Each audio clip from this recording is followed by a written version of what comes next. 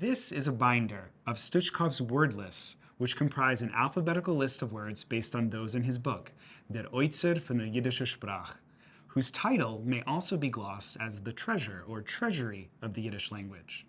He began compiling them after the book's publication, and soon realized they could form the basis of a comprehensive Yiddish language dictionary.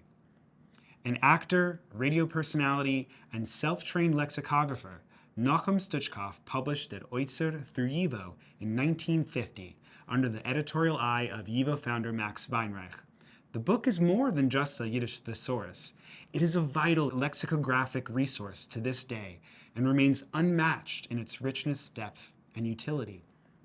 Stutshkov discussed the idea for a dictionary with Yiddish linguist Yudel Mark and proposed the project to YIVO. Within 2 years, a dictionary committee was formed, and in 1953, work on the Great Dictionary of the Yiddish language officially began, with Mark at its helm. The project was plagued by infighting.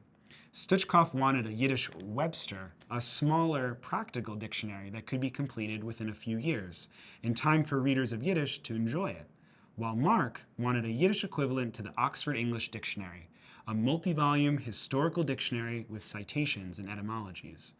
As the scope of the project grew, so did Stutshkov's frustration. In 1955, exasperated, Stutshkov resigned from the dictionary project, but not before leaving to YIVO his word lists, which had grown to include 150,000 Yiddish words cataloged in 40 binders. Over the next 2 decades, Mark would publish 4 volumes of the Great Dictionary. He planned over 12 volumes in total, which were never finished. For future Yiddish lexicographers who may one day complete the dictionary, Stutshkov's word lists are a trove of untapped potential residing in YIVO's archive today, waiting to be unlocked.